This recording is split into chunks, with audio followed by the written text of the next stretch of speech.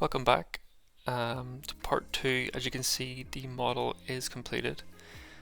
It turned out really nicely. It's probably one of my favourite models that I've actually painted in terms of the outcome, what it's looked like. So you can actually head over to my Instagram and you can check out pictures there, and you can see photos of all of the models that I paint. So you can head over there. But yeah, let's get into this video where I think I'll do the armor on this video, and then I'll do a part 3 for the cape and the sword maybe. But yeah, so let's get into it. So the first step that I went for, I've got the airbrush out. I've used Dark Reaper, which is like a bluish grey, very good for highlighting black. I've darkened it down with some pure black, and yeah, I've got it in the airbrush. Gonna go around all the panels and just build up some color. Only covering about 70% of the armor panel because I want to leave a transition from the brightest part of the blue all the way down to like the dark black, and just give like a light source almost. So that's what I'm aiming for. I want to keep it subtle. I don't want to build it up to be too bright just yet. But yeah, this part was quite easy thanks to the airbrush. You should definitely get an airbrush if you don't have one, or start saving for one. It's really handy to have, even if you're not like ambitious about being like a professional mini painter. Just having these to paint your own personal army, to go play the game or whatever, super handy to have. And now that I've got one, never turning back. Airbrushes forever. So here's how it's looking after that stage, and it's a little bit bright, a little bit too blue, but we'll bring the colour back down a little bit so it's less bright. We'll use some oil washes maybe later. So the next step is kind of a boring one, but I personally like to get it out of the way early because I find it like really like mind-numbingly boring. I really hate this part, which is doing the trim. And I'm going to try and do as much of the bronze trim as I can, and then as much of the silver parts, just to get the metallics done in one go. But yeah, I hate that part. I hate doing the trim. It's really boring for me. I tend to like get fed up and then walk away and then come back again. It's just something about it that's like terrible. So I get it done early, and then once it's done, it's done. I don't have to worry about it again. But yeah, so I'm finishing that off, doing some of the silver parts here, and the wash for both silver and the bronze is going to be Agrax Earthshade. So this really simple step is just long and boring. So it's Balthazar Gold for the bronze, Lead Belcher for the silver, and then Agrax Earthshade wash for both colours.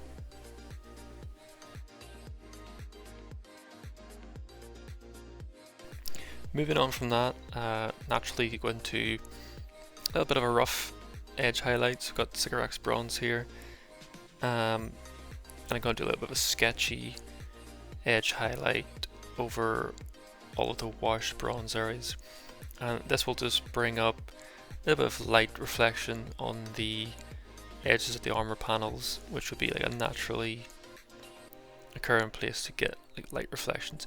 It just makes the model look a lot better. So it's worth spending some time doing this. They don't leave things just without any type of highlight. You can, but I think it's a good idea at least to come in and do like a sketchy type of edge highlight. It doesn't have to be perfect, doesn't have to be every single edge, but even a little bit of this will just bring the model up to another level. So it's definitely worth spending a little bit of time to do this, and I'm going to do all the bronze parts for this step.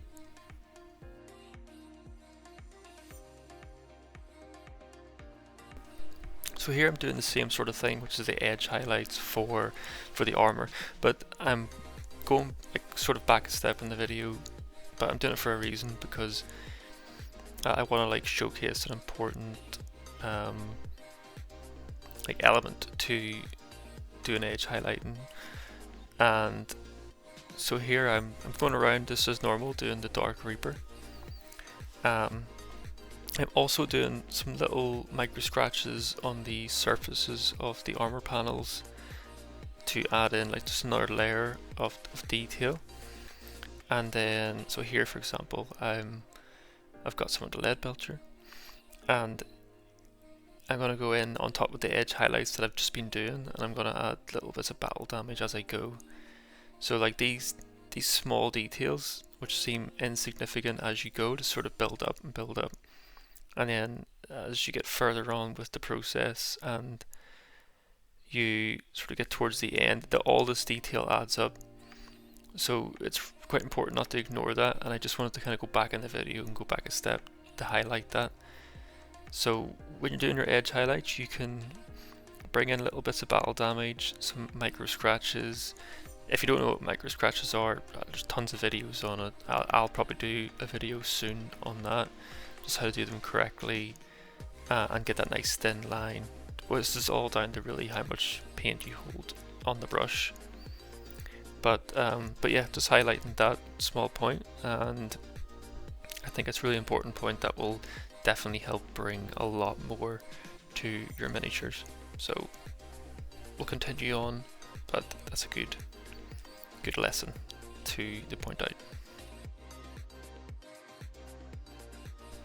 So let's do something a bit more interesting and move away from the edge highlighting, the base paint and the boring stuff, and we'll start tackling the first like decorative part of the armor, which is the eye on the shoulder pad. And for this, I'm just using some Wild Rider Red as my base color, and then I think what I'm going to do is I'll take Abaddon Sunset, which is a yellow, like a dark yellow, and I'll start to add that into the orange mix. So like I'll add only a little bit at first, and then each pass with the brush I'll start to bring in more of the yellow, so that I get a transition from outside to inside, going like orange to yellow. So nice thin coats, and just building up that color towards the center, and in the end using a little bit of black to cover any mistakes that I make. And it's that simple, it's really easy. You can do a little white dot in the corner of where the eye, center of the eye is, the pupil, a little triangular pupil, but and that will just give a little bit of reflection of light on that, and it's done, and it looks really good. It's a very simple way of doing that, but you get a really nice finish, so definitely an important part.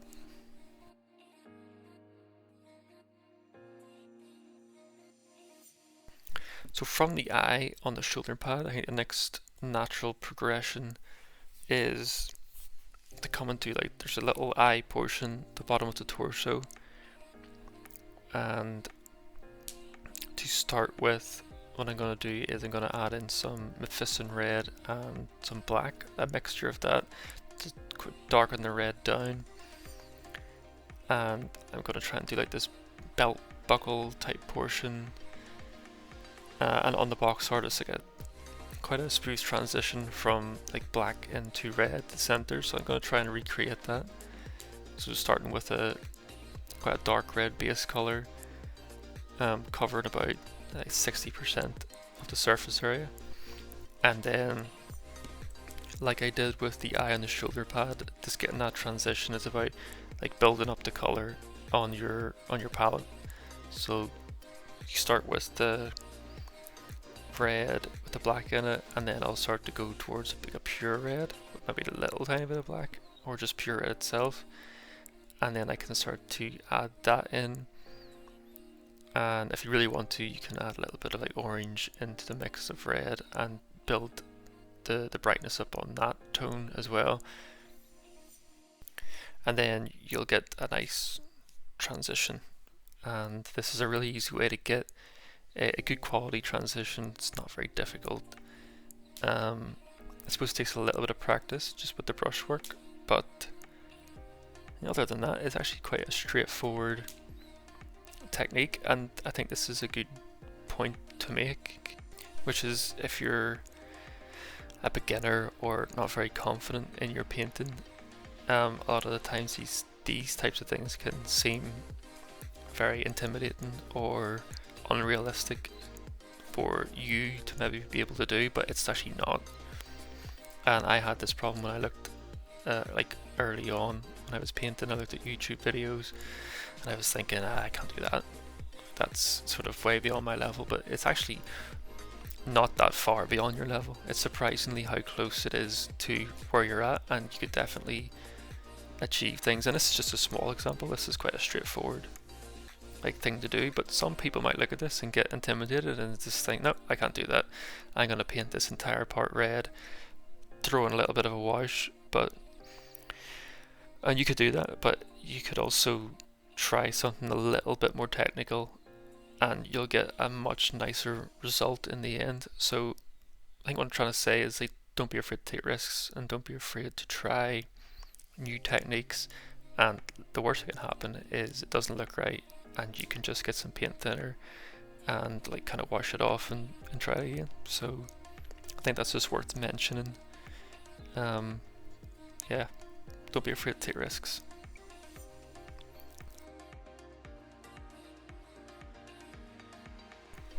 Anyway, that's my motivational speech for the video. So I hope everybody's ready to get their brushes and start painting everything. Just start painting all your models on your board. Where am I? The screen's fuzzy. Let's wait until that goes away. There we go. So I've just done the little eye, and I've done some of the bronze decorative parts around that, and that's pretty much it done. The eye itself, the little pupil, was the same process as the shoulder, orange, the yellow. That's it. Looks good. Next part.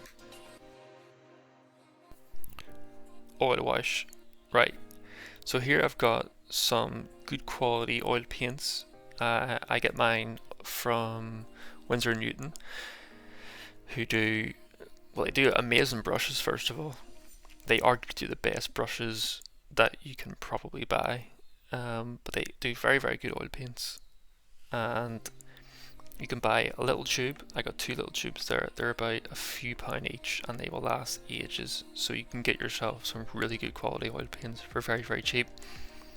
What I'm just making here is a quick wash, so I've added a 50-50 mix of ivory black, burnt umber, and then I've got white spirits for the paint thinner, and I'm just going to mix it up really good with an old brush and get all the lumps out so that it's a nice thin wash. And you kind of want to be aiming for something that's slightly transparent. So yeah, so do that and then we can start to apply it to the model. And for the application of the wash, I've actually got myself a long, very long tip brush. This is something that I just have sitting around that I never ever use, and it's finally came in handy. Because what I want to do with this is not like a wash. I'm not going to start heavily applying it and then taking it off with spirits. I want to do an accurate placement with the mix into the recesses, around the armor panels and on the trim. And what it's going to do is sort of add a darker tone to the places where it's put, and then it's also going to add a different texture, and that texture is really what I'm trying to achieve, because I wanted to have this model was in a battle, war torn, battle damaged, it's groggy, and Abaddon, I imagine Abaddon has been worn down and his armor's all messed up because he's been trodden along in the mud and stuff.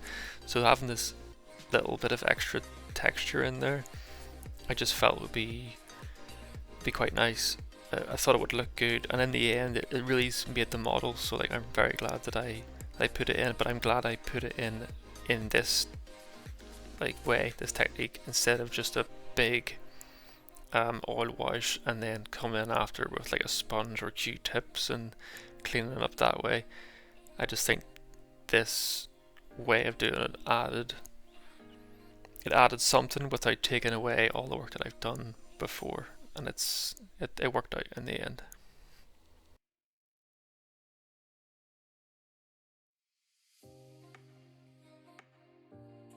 So I think what I'll do is I'll end this part of the video series here.